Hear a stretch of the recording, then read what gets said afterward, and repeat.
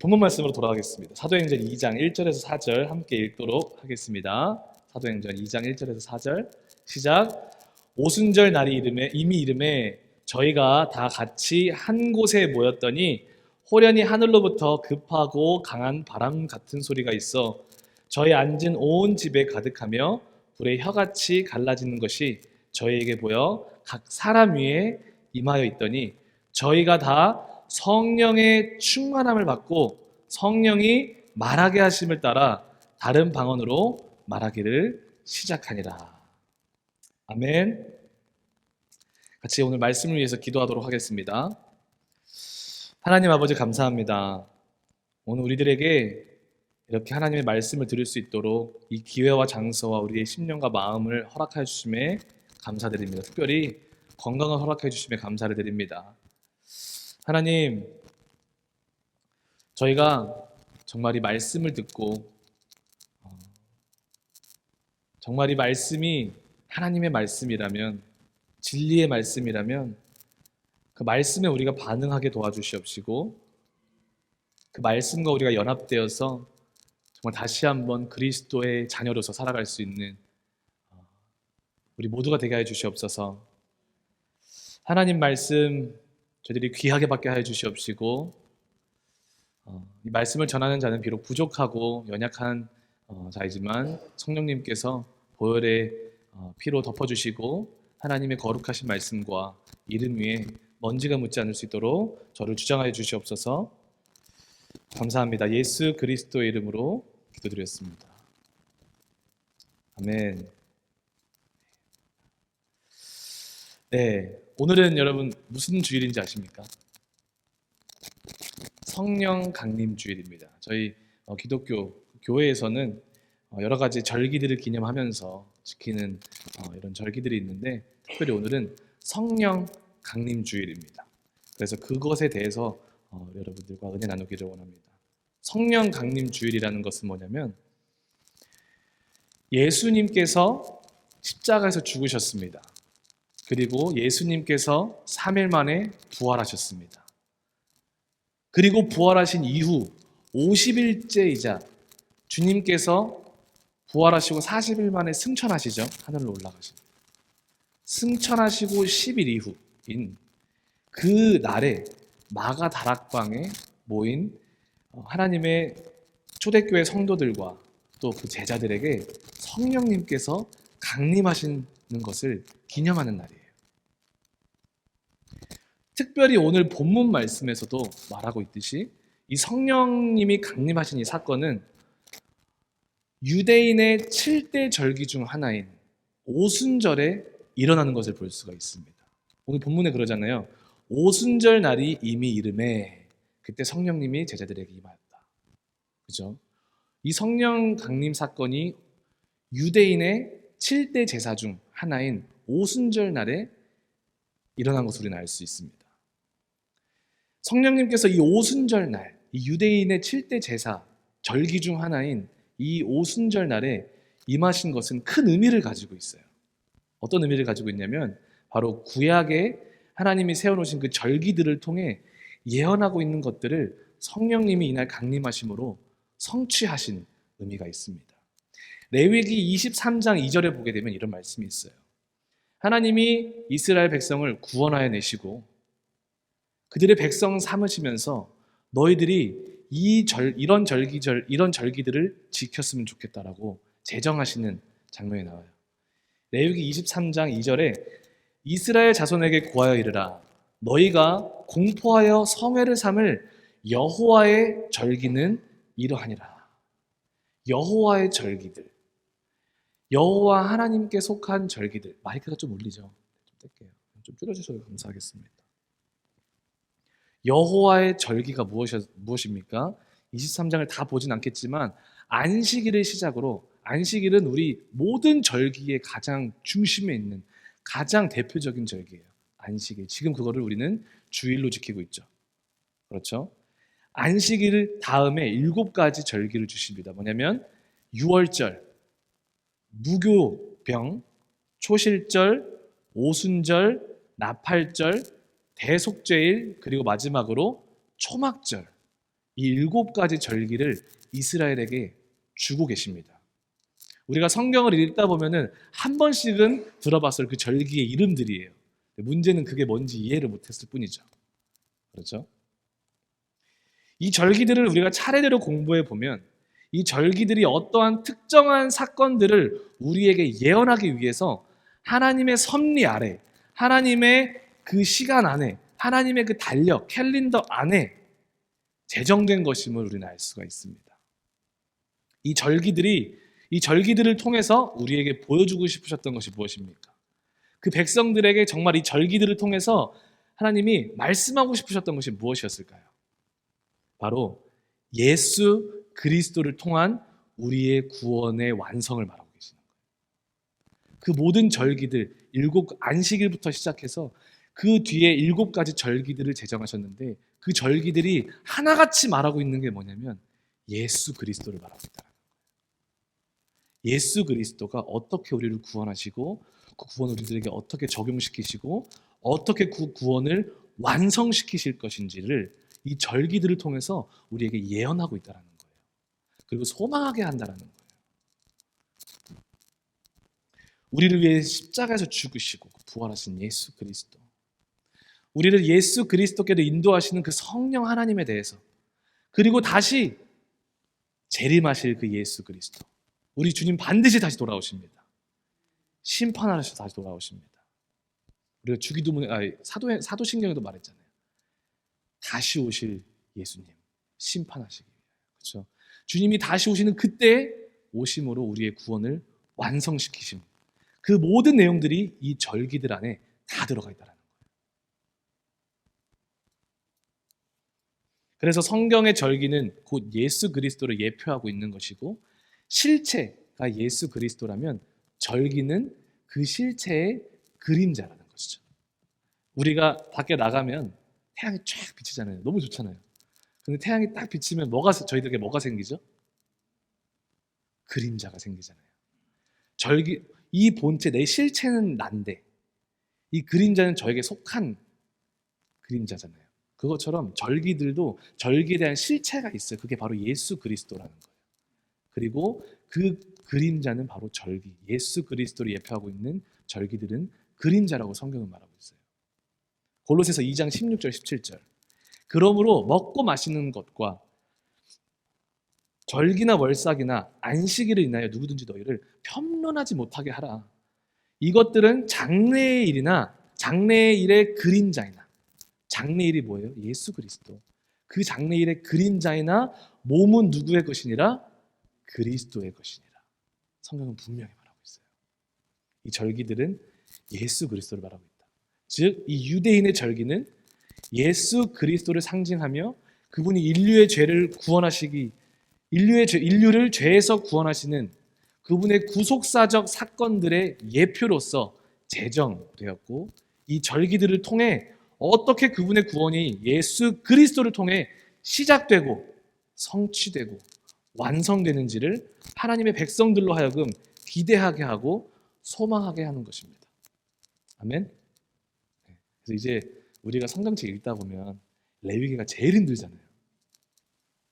매해 1월 1일 날 내가 이번 한 해는 일독을 꼭 하고 말겠다. 창세기부터 펴요. 창세기부터 피다가 어디서 다 실패하냐면 일단 레위기에서 거의 다 무너져요. 그죠? 레위기에서. 왜냐면 이런 내용들이 너무 많이 나오니까. 읽어도 이해가 안 돼. 내가 영어를 많이 못했을 때 대학교 유니버시티 그 호텔 경영을 공부할 때가 있었어요. 제가 너무 부러워하는 친구들이 있었어요. 영어 잘하는 친구들. 그 친구들은 요만한 두꺼운 성경만큼 두꺼워요. 그 책을 쭉쭉 읽어요. 그냥 되게 여유롭게 커피 한 잔 마시면서 너무 부러운 거예요. 아, 저게 이해가 되는구나. 저는 똑같은 내용 챕터도 못 넘어가요. 똑같은 챕터를 읽는데 이해가 안 돼. 그래서 다시 읽어요. 안 돼. 세 번째 읽어요. 안 돼. 네 번째 돼서야 조금씩 이해가 되고, 그렇게 공부하다 보니까 공부가 너무 힘들더라고요. 우리가 성경을 그렇게 읽고 있는 거예요. 이해가 안 되니까 어려운 거예요. 근데 우리가 이 절기도 이 절기가 무엇을 의미하고 있는가를 알면 우리가 이제 레위기를 읽을 때에도 와, 레위기가 이런 책이었어? 레위기에서도 예수님을 발견할 수가 있네? 막 이런다고. 우리 레위기에서는 항상 내 자신과의 싸움이잖아요. 내가 이거를 오늘 읽을 수 있을 것인가 없을 것인가. 5분 후에 자고 있는 제 자신을 발견하는. 그렇죠? 오늘 성령 강림 주일을 맞이하여서 이 7대 제사 중에서 이거 7개를 다 나누면 오늘 이제 비행기 타셔야 되는데 비행기를 못 탈 수도 있어요. 너무 길어져가지고 설교가. 그럼 안 되겠죠. 그래서 4가지만 먼저 살펴보도록 하겠습니다.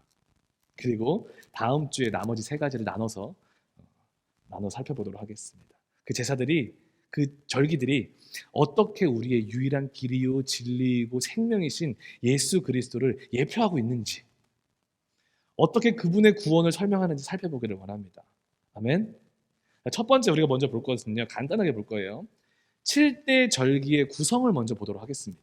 도대체 언제 이거를 지키는지 딱 귀로만 들으면 이게 잘 이해가 안 돼요. 그래서 제가 표를 좀 준비를 해봤습니다. 1년 안에 언제 이 절기들을 지키는지 보기 좋게 배열해봤습니다. 첫 번째 유월절 언제 지키냐면, 그러니까 처음 봄에는요 총 3가지 봄의 절기라고 해서 유월절과 무교절과 초실절을 지킵니다.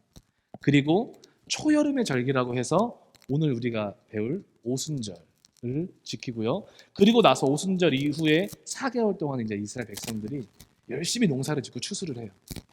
그리고 추수한 그 열매들을 가지고 뭘 지킵니까? 가을에 나팔절, 속죄절, 장막절을 지키는 거예요. 순서대로. 이해되셨죠? 그래서 6월절은 1월 14일. 제 생일이 1월 19일이에요, 여러분. 그냥 말씀드린 거예요. 1월 14일 날 6월절을 지키고 1월 14일 저녁 6시에 이스라엘 그 유대의 달력은 끝날 하루가. 그래서 6시에 14일이 끝나는 그 날부터 15일 날 바로 무교절을 지킵니다. 그리고 무교절을 21일까지 하고 이제 무교절을 그렇게 21일까지 지킵니다. 그런데 그 사이에 1월 16일 날 무교절 이후에 첫 안식일에 초실절을 지키는 거예요. 그리고 초실절 이후에 50일 이후, 초실절을 지키고 나서 50일 이후에 뭐를 지킨다? 초여름에 오순절을 지키는 거예요. 3월 6일 날. 그리고 나서 4개월 동안 농사 및 추수를 하고요. 그리고 가을에 7월 1일 날 나팔절을 지키고, 그리고 속죄절, 대속죄일이라고 여러분 교회에서 들어보셨죠? 대속죄절이라고 해서 7월 10일 날 속죄절을 지키고, 마지막 장막절, 초막절, 그거를 7월 15일 날 이렇게 지킵니다. 1년의 절반을 들여서 이스라엘 백성은 이 절기들을 지키면서 살아가는 거예요. 이 1년 전체에 퍼져 있는 이 절기들을 통해서 하나님의 마음을 알 수가 있어요. 그 백성들을 향한. 하나님이 얼마나 그 자신의 백성들이, 내가 자신의 모든 것을 들여서 구원한 그 백성들이 자신들을 구원하신 그 하나님을 기억하길 원하시는지, 그리고 기억하고 생각하고 사랑하며 그 하나님과의 관계를 더욱더 아름답게 만들어가고자 하는 그 하나님의 마음이 이 절기들을 통해서 우리가 느낄 수 있는 거예요. 그리고 또한 그들은 이 절기를 지키면서 오실 메시아를 기다리는 거예요. 그들은 알았어요. 이것이 누구의 예표인지를. 우리를 구원하실, 영원한 나의 구원을 완성시키실 그분, 메시아, 예수 그리스도, 그분을 소망하며 살게 하는 그런 기능이 이 절기 안에 있다는 거예요. 아멘. 너무 귀하죠? 그래서 우리도 마찬가지입니다, 여러분. 우리가 송구 영신 예배 때만 다짐을 하고 하나님을 기억하고 그렇게 하는 것이 아니라 나의 모든 한 해를 주님께 드리는 거예요. 내 모든 한 해를 주님께 드려서 주님을 기억하고 주님을 사랑하고 나를 구원하신 그 구원을 찬양하고 그분만을 내 일평생을 들여서 예배하는 그런 우리들의 삶이 되될 줄 믿습니다. 아멘. 두 번째로 이제는 7대 절기 중에 그 4가지 이제 개요들을 조금 설명하면서 조금씩만 설명하면서 그 안에 어떠한 구속사적 그런 메시지가 담겨 있는지를 살펴볼 거예요. 첫 번째로 유월절입니다. 유월절. 유는 넘을 유, 월도 넘을 월. 그래서 넘다라는 의미를 가지고 있어요. 그 단어 자체에.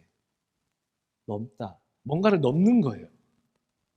뭔가를 넘는 절기. 그래서 다 뭔가 사람들 뛰고 있는 건 아니고요. 뭔가 넘는 의미를 담고 있는 절기예요.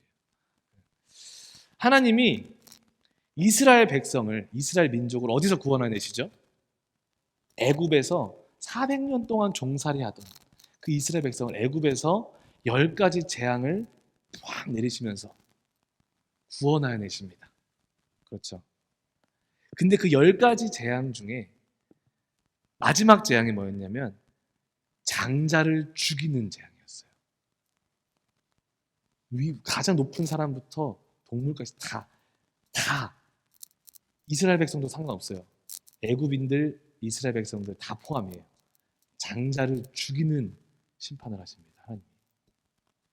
그런데 어린 양을 잡아서 그 피를 자기 집의 문설주에 바른 사람들, 문설주에 바른 이스라엘의 백성의 집은요, 이제 하나님이 약속하셨던 그 죽음의 영이 와가지고 그 장자들을 그 밤에 다 죽이는 거예요. 근데 그 죽음의 영이 그 문설주의 어린 양의 피를 본 집마다 그냥 넘어갔다라고 성경에 기록되어 있어요. 그리고 그 죽음에서 구원을 받은 사람, 그 피 때문에 그 사람들에게 이 유월절은 어마어마한 큰 의미가 있는 것이었어요. 유월절은 왜 하나님이 지키라고 했냐면 애굽의 종살이에서 해방된 것을 이제 기념하기 위해서 하나님이 이 유월절을 지키라라고 말하는 거예요. 내가 너를 그 죽음에서 구원하였다. 어린 양의 피를 바른 자들. 거기서 너를 구원하였기 때문에, 그 피로 구원하였기 때문에 이 유월절을 너희는 반드시 지켜라 라고 말을 하고 계시는 거예요. 그것이 1월 14일. 그래서 그때는 그 흠없고 1년 된 어린 순양을 잡으래요. 흠없고 1년 된 어린 순양을 잡아서 14일에 무교병과, 그러니까 이스트를 섞지 않은 그 떡과 쓴 나물을 함께 먹으라는 거예요. 그리고 그 6월절 희생양은 누구를 의미하고 있습니까? 성경이 말씀하기로 예수 그리스도를 의미하고 있어요. 고린도전서 5장 7절에 분명히 말씀하십니다. 고린도전서 5장 7절에 너희는 누룩 없는 자인데 새 덩어리가 되기 위하여 묵은 누룩을 내어버리라. 우리의 6월절 양 곧 그리스도께서 희생이 되셨느니라. 6월절 양이 누구시래요? 그리스도, 예수. 아멘. 그래서 6월절은요, 이 절기, 하나님이 유대인들에게 세우신 이 첫 번째 절기, 6월절은 십자가에서 피 흘려 죽으신 그 6월절 어린 양 예수 그리스도의 죽음을 예표하는 것입니다. 십자가에서 피 흘려 죽으신 흠없는 예수 그리스도, 죄 없으신 그분이 죄 있게 되었다라고 말씀하고 있잖아요. 우리 때문에 그 예수 그리스도를 예표하고 있다는 거예요. 그 피로 예수님과 연합된 죄인들에게 죽음이 아닌 죽음이 넘어가고 이제는 생명이 주어지는 것을 뜻합니다. 신약에서는 예수 그리스도를 믿음으로 죄로부터, 그리고 이제는 우리의 세상으로부터 우리는 구원을 받는다는 것을 의미합니다. 마치 그들이 애굽에서 구원을 받았듯이. 할렐루야. 이것이 6월절의 의미입니다. 두 번째, 무교절입니다. 무교절. 6월절이 끝나는 그 14일 바로 무교절을 지킨다고 말씀드렸죠. 15일부터 그리고 21일까지 7일 동안 무교절을 지킵니다. 무교절은 어떤 의미가 있냐면 이스라엘 백성이 아까 말씀드린 그 6월절 다음 날 그 죽음의 영이 넘어간 그 사건 다음부터 홍해를 건너기까지의 그들이 경험했던 고난을 기억하기 위해서 지키는 절기라고 알려져 있습니다. 6월절을 지나고 나서부터 홍해 앞에 서는 그날까지, 그 광야의 길을 지나서 홍해 앞에 서는데 그 순간이 이스라엘 백성에게 얼마나 두려운 순간이었습니까? 분명히 애굽에서 나왔지만 앞에는 홍해가 자기들을 가로막고 있고 뒤에서는 누가 우리를 이스라엘 백성을 쫓아왔습니까? 애굽의 최정예 부대. 그 당시에, 지금은 애국이 많이 약하지만 그 당시에는 그 5대 제국이 있었는데요. 5대 제국 중에 가장 힘이 셌던 국가가 어디였냐면 애굽이었어요. 이집트였어요. 이집트. 그 나라의 가장 강력했던 제국의 최정예 부대들이 이스라엘 백성을 죽이려고 쫓아오고 있는 상황이에요. 여러분들이었으면 그 상황에서 어떤 심령이었겠어요? 어떤 마음을 가지고 계셨겠어요? 두렵지 않았겠습니까? 고통스럽지 않았겠어요? 그래서 이스라엘 백성은 말하는 거예요. 아니, 애굽에 매장지가 없어서 우리를 여기서 매몰시키려고 우리를 여기 데리고 왔나? 말을 하는 거예요. 그만큼 이스라엘 백성들은 고통스러웠던 거예요. 그 순간이, 홍해를 건너기 전까지의 그 순간, 애굽에서 나와서 홍해를 건너기 전까지 그 순간이 그 고통스러운 순간이었더라고요. 이 무교절이 예표하는 바는요, 신약에서 어떻게 성취되냐면, 신약에 와서 예수님이 6월절 다음 날 십자가에 못 박히시잖아요. 왜냐하면 그 예수님을 죽이려고 했던 사람들이 오늘은 6월절이니까 오늘 잡지 말자 해가지고 그 6월절 다음 날 예수님을 십자가에 못 박지 않습니까?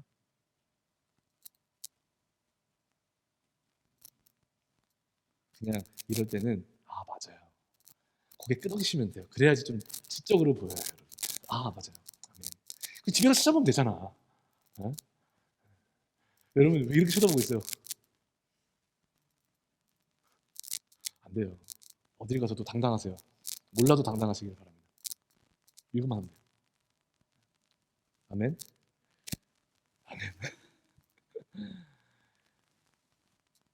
6월절 다음 날 예수님이 잡히십니다.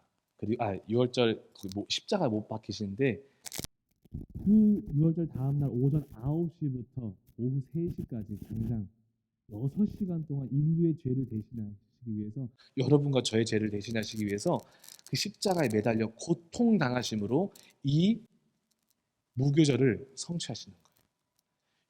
6월절 다음 날 그 6시간의 그 십자가 위에서의 고통, 그것이 바로 무교절을 성취하는 사건이었다는 거예요. 이스라엘 백성이 애굽에서 나와서 그 홍해 앞에서의 그 고통을 경험했잖아요. 그거를 기억하기 원하는데 그 고통이 어디서 성취된다고요? 예수 그리스도의 십자가 위에서의 그 6시간 고통 성취되는 거예요. 역시 무교절도 예수 그리스도를 예표하고 있습니다. 그런데 예수님의 십자가 고통은 여러분 절대 그분만의 고통으로 끝나야 할 것이 아닙니다.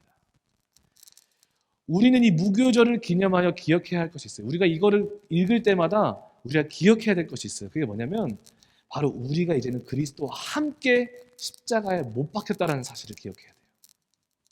함께 그 고통에 참여하는 자가 되어야 된다는 것을 기억해야 돼요. 갈라디아서 2장 20절에 이렇게 말씀합니다. 내가 그리스도와 함께 십자가에 못 박혔나니, 예수님만 십자가에 못 박힌 게 아니라 우리도 십자가에 같이 못 박혔나니, 그런즉 이제는 내가 사는 것이 아니요 오직 내 안에 그리스도께서 사시는 것이라. 내가 육체 가운데 이제 사는 것은 나를 사랑하사 나를 위하여 자기 자신을 버리신 하나님의 아들을 믿는 믿음 안에서 사는 것이니라. 아멘. 우리가 그리스도와 십자가에 같이 못 박혔다는 것을 기억하되, 내가 주님과 같이 못 박혔다는 것은 무슨 말이냐면 이제는 내가 사는 것 아니요 그리스도께서 사시는 것이다. 그게 무슨 말이냐면 이제 나는 주님과 함께 나의 그 죄에 대하여 죽고 예수 그리스도께서 나에게 전가시켜 주신 그 의에 대하여 사는 삶을 말하는 거예요. 베드로전서 2장 24절에 말씀하시죠.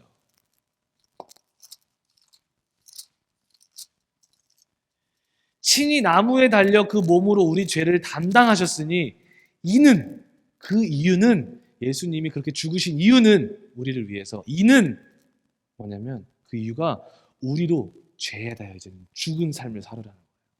그리고 의에 대하여 살게 하려 하심이니라. 그가 채찍에 맞음으로 너희는 나음을 얻었나니. 우리가 그리스도와 함께 십자가에 못 박혔다는 것은 우리가 무교절을 바라볼 때마다 어떤 생각을 하게 되냐면 아멘, 나는 이제 예수 그리스도와 함께 십자가에 죽었습니다. 그래서 오늘 내가 이 하루를 살아도 죄에 대하여 싸우면서 살겠습니다. 그리고 하나님이 말씀하신 이 성경에서 말씀하신 그 선을 향하여 살겠습니다. 의로움을 향하여 살겠습니다. 결국 뭐냐면 성화의 삶을 살아나가야 된다는 거예요. 우리는 죽을 때까지 완벽한 삶 못 살아요. 예수님처럼 절대 못 살아요. 하지만 저희 어머니 목사님이 피드백을 주셨는데, 어머니 목사님 절대라는 말은 쓰지 마세요. 이렇게 제가 방금 또 썼어요. 제가 말을 잘 들어요. 그래서 절대라는 말은 빼겠지만, 절대라는 말을 빼니까 다 까먹었어요 지금. 이 절대가 참 큰 거였구나 저에게.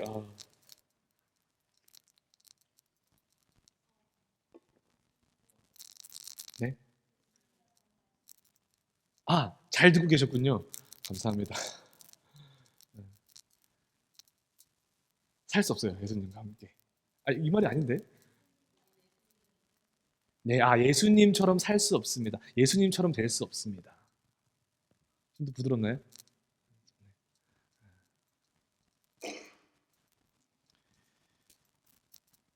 즉 구원받은 성도들은요, 이제 성화의 삶을 살아가야 되는 것을 기억하시길 바랍니다. 그분의 고난에 동참하는 것을 의미해요, 여러분. 너무 빼지 마세요, 여러분. 신앙생활에서 너무 나만 챙기지 마세요. 주님은 여러분들을 위해서 그러지 않으셨어요.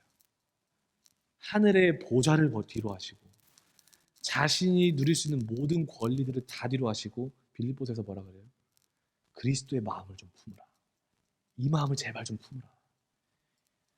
그리스도의 마음이니 그는 본체 하나님이시나 하나님과 동등됨을 취하지 아니하시고 종의 형체를 가지사 사람의 형체를 가지사 이 낮은 곳까지 와서 어떻게 가셨대요? 자기를 희생양으로 내어주셨대요. 이 땅까지 내려온 것만으로도 낮은 거예요. 근데 거기서 더 낮은 곳으로 가세요. 어디까지요? 자기를 희생양으로 내어주셨다. 그 마음을 품으시기를 바랍니다. 신앙생활 때 빼시지 마세요. 아멘. 그 고난에 동참하시기를 바랍니다. 그 고난에서 여러분들이 누릴 수 있는 생명은 어마어마해요. 여러분들은 반드시 그 여러분들의 헌신과 여러분들의 희생을 통해서 씨를 볼 거예요. 더 많은 사람들이 예수 그리스도를 믿고 구원받을 거예요. 어떻게 길버트 같은 아이들, 여러분 누가 책임져야 돼요? 제가 책임져야 돼요? 그렇죠. 근데 여러분들의 책임인 거예요. 할렐루야. 다음 세대 막 불교도 다음 세대 이루고 있대요. 이슬람도 다음 세대 이루고 있대요. 기독교도 다음 세대 이루고 있대요. 근데 아무것도 안 해요. 그게 문제예요. 너무 빼. 그러지 마세요. 할렐루야. 그리스도의 고난에 동참하십시다. 성화의 삶을 살아가십시다. 또 무교절. 무교의 의미가 뭐냐면 종교가 없다라는 의미가 아니라 무교, 그 이스트, 우리가 빵을 만들 때 그 누룩을 넣잖아요. 이스트를 넣잖아요. 그 이스트가 없다는 것을 의미해요. 그러니까 누룩을 지우는 거라는 거예요. 그러니까 성경에 보게 되면 누룩은 무엇을 상징하죠? 죄를 상징해요. 안 좋은 것으로 묘사가 되어 있습니다. 바리새인들의 누룩을 조심하라. 그죠? 그러니까 죄를 상징하는데 결국에는 말하는 거예요. 똑같은 말이지만 구원받은 백성은 그리스도와 함께 십자가 자신을 못 박아 죄에 대하여 죽고 의에 대하여 사는 성화의 삶을 살아간다는 것을 무교절을 통해서 기억하시기를 바랍니다. 초실절입니다. 1월달 무교절 이후에 첫 안식일을 지키는데요. 이 날에는요, 이스라엘 백성이 애굽에서 구원받은 그 후에 첫 곡물을 주신 하나님께 감사하며 첫 곡식단을 봉헌하는 절기예요. 그러니까 그들이 광야에서 사는 동안에는 이걸 못했죠. 결국에 가나안 땅에 들어가서 이렇게 첫 곡식을 드릴 수 있었던 건데, 그들이 이 초실절에 애굽에서 구원받은 그 이후에 첫 추수를 해서 받은 곡식으로 하나님께 감사드리는 거예요. 저는 이걸 어떻게 지키냐면, 제가 새로운 일자리를 가거나 새로운 그러니까 일자리를 바꿀 때마다 저는 어떻게 하냐면, 항상 첫 번째 주급이든 월급이든 2주치 월급이든 그거를 떼서 저는 이 의미를 담아서 하나님께 헌금을 합니다. 이거 아무나 못해요. 정말 주님 사랑하는 사람.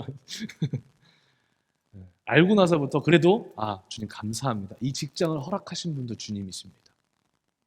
그래서 제가 하우스키핑 맨 처음 직장,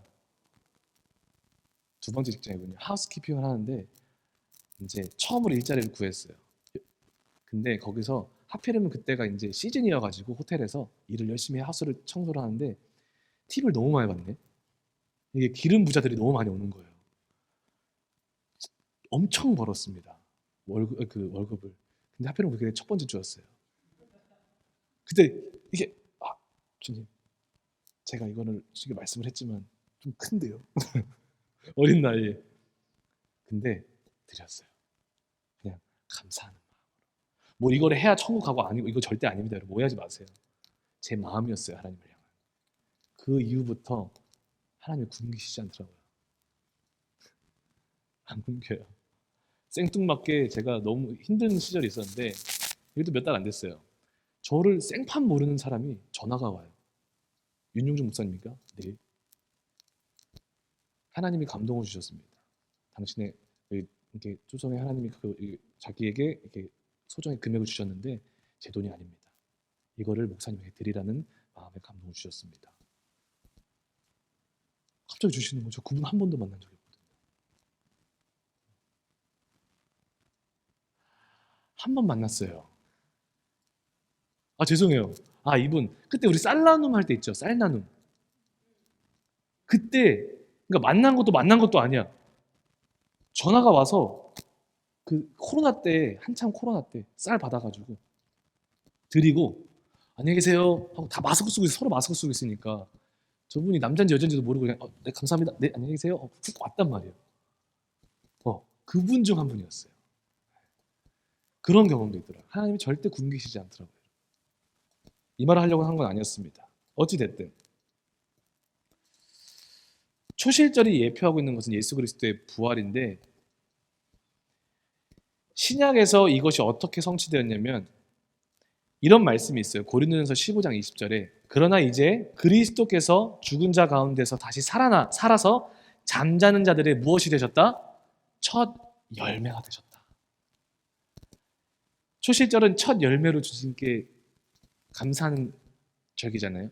근데 예수님이 죽고 부활하심으로 무엇이 되셨다? 우리 모두의 첫 열매가 되셨다라는 거예요. 그래서 초실절은요, 예수 그리스도의 부활을 예표하고 있어요. 아멘. 지금 우리가 그래서 이 초실절과 날짜는 다르지만 우리 교회에서는 뭘 지키고 있죠? 부활절을 지키고 있잖아요. 그렇죠. 그것이 초실절의 의미입니다. 아멘. 오순절 드디어 마지막입니다. 오순절 77절로도 알려져 있는데요. 오늘 말씀드렸듯이 성령 강림절입니다. 초실절로부터 50일 후를 오순절이라고 합니다. 5에 열순 5가 10번 있다는 거예요. 그러니까 50일. 그리고 또 다른 말로는 77절이라고도 불려요. 77은 왜 77절이냐면 7 곱하기 7, 49. 그 다음 날이 오순절이라는 거예요. 그래서 77절이라는 명칭도 있습니다. 헬라어로는요. 펜타코스트. 들어보셨죠? 교단 중에서도 순복음교회가 펜타코스탈 철치잖아요. 그 펜타코스타가 뭐냐면 여러분 미국의 국방부 펜타곤 아시죠? 오각형이잖아요. 오라는 의미를 가지고 있어요. 그 단어 자체가. 그래서 펜타코스트는요. 오순절을 의미합니다. 알겠죠?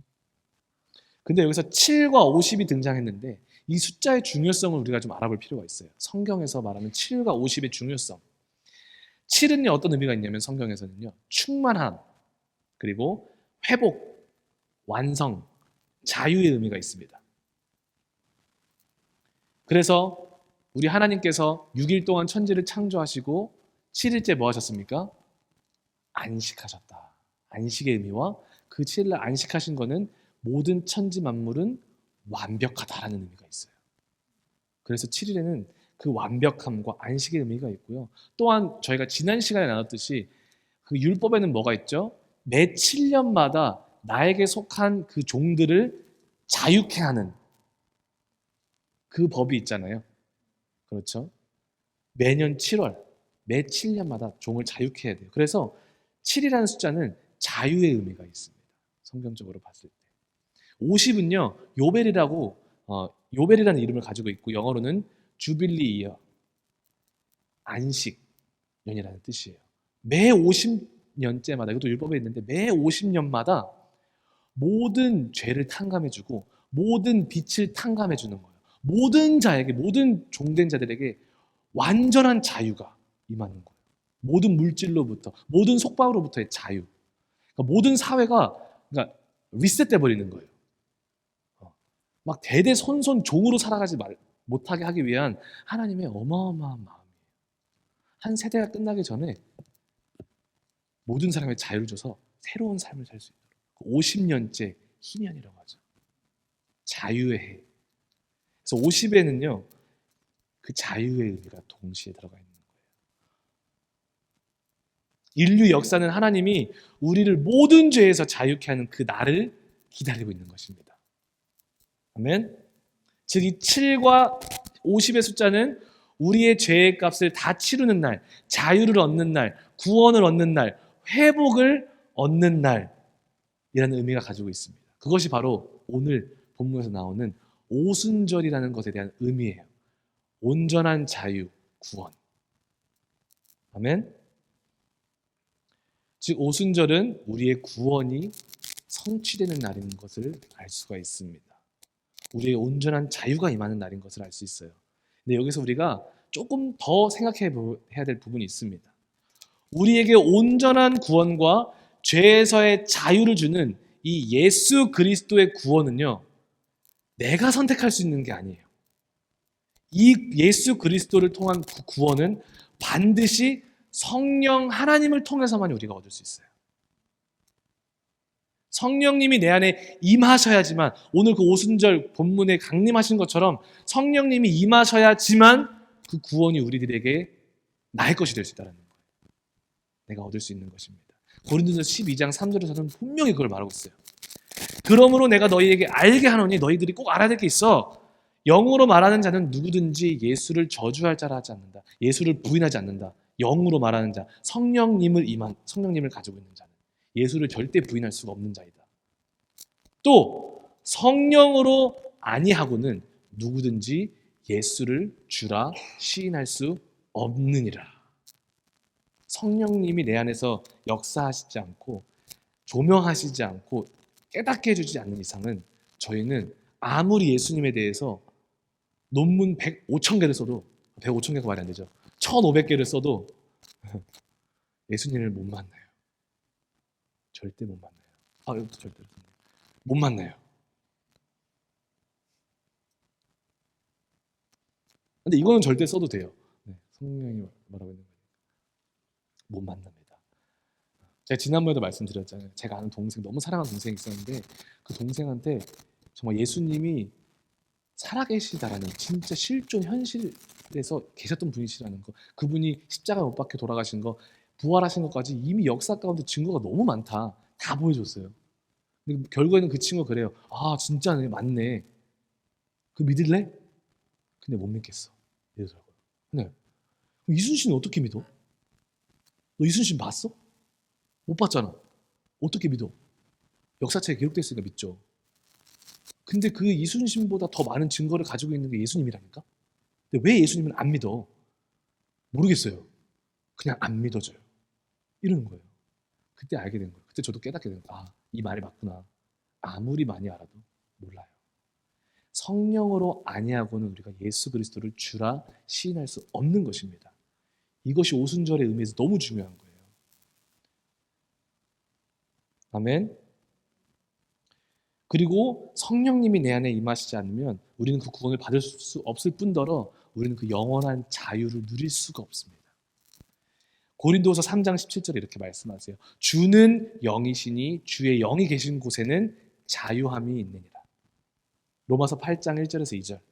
그러므로 이제 그리스도 예수 안에 있는 자에게는 결코 정죄함이 없나니 이는 그리스도 예수 안에 있는 생명의 성령의 법이 우리를 어디서 해방하였다?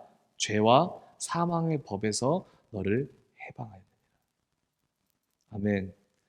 그래서 우리는 이 오순절을 기억하면서 이 성령 강림주의를 기억하면서 우리가 반드시 해야 되는 게 있어요. 우리 마음 가운데 성령 하나님을 구하고 두드리고 찾으셔야 해요. 우리 주님이 이렇게 구하라고 말씀하시잖아요. 제발 좀 찾으라. 두드리라. 못된 아빠도 자기 자식에게 좋은 것을 줄 줄 알거든. 하물며 하늘의 하나님께서 나에게 구하는 자들에게 좋은 거 주지 않겠니? 성경에서 말하면서 이렇게 말해요. 그 좋은 게 뭐냐면 성령이다라고 성경은 말하고 있어요. 여러분, 우리가 성령 하나님을 찾는 하나님의 백성들 다 되기를 소망합니다. 성령님을 구하시면 성령님 우리 가운데 임재하셔서 우리로 예수 그리스도를 나의 아버지라, 나의 구원자라, 나의 구세주다 라고 고백할 수 있게 해주시며, 그 예수 그리스도 안에서 또 이 말씀 안에서의 참된 진정한 자유를 누릴 수 있게 해주십니다. 아멘. 아멘.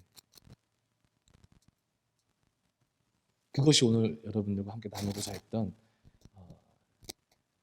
유대인의 7대 제사 중 첫 번째, 두 번째, 세 번째, 네 번째 절기의 의미였습니다. 우리가 이제는 이 절기들을 바라볼 때 이제는 우리가 그 안에서 예수 그리스도를 만났으면 좋겠습니다. 이 절기들은 리허설 같은 거예요. 우리 주님 이미 오셨고 구원을 성취하셨고 이미 성령님을 통해서 여러분과 저에게 구원을 적용시키시고 계세요. 그런데 이 절기의 끝은요, 다음 주에 더 보겠지만 아직 끝나지 않았어요. 바로 예수 그리스도의 재림까지 주님이 마침내 다시 오셔서 모든 죄와 모든 악한 것들을 심판하시고 우리에게 영원한 구원을 허락하여 주실 때까지 이 절기는 끝나지 않습니다. 아멘. 우리는 계속 이것을 묵상하면서 이제는 살아나가야 되는 거예요. 항상 예수 그리스도를 기억하고 나에게 주신 그 은혜와 사랑을 생각하며 내 자신을 그 사랑 안에 던지시기를 부탁드립니다. 아멘. 예, 아버님이 안 계셨지만 지난주에 제가 아버님의 이름을 조금 팔았습니다. 아침에 출근하실 때마다 그거 기도문 외우신다. 주기도문, 마리아 기도문, 그리고 세 번째가 기억이 안 납니다. 하지만 그 세 가지의 기도문이 있는데 그 기도문을 계속 외우시면서 가신다. 우리도 매 아침마다, 점심마다 우리 111 하고 있잖아요. 말씀을 여러분 읽으면서 아침에 기도하시면서 항상 기억하시는 삶을 살기를 바랍니다. 아멘. 아멘. 무엇보다도 여러분 마지막입니다. 정리하겠습니다. 오늘 성령 강림주의를 맞이하여 이 그리스도를 통해 성취된 구원을 우리 삶 구석구석, 아니 전체에 적용시키시는 분이 성령 하나님이시라는 것을 잊지 마시고 모든 순간에 성령 하나님께 여러분 친구에게 대화하듯이 물어보세요. 안 보이시지만 성령님 알려주세요. 성령님 도와주세요. 성령님 인도해 주세요. 그분과 대화하고 인도함을 받고 성령님께서 조명하실 때 순종하는 삶을 삶으로 이 세상에 살아가면서 그 어떤 것에도 노예가 되지 마시고 정말 하나님의 자녀로서 가장 당당하고 위대한 삶을 사시는 모든 성도님들 되시기를 주님의 이름으로 축복합니다.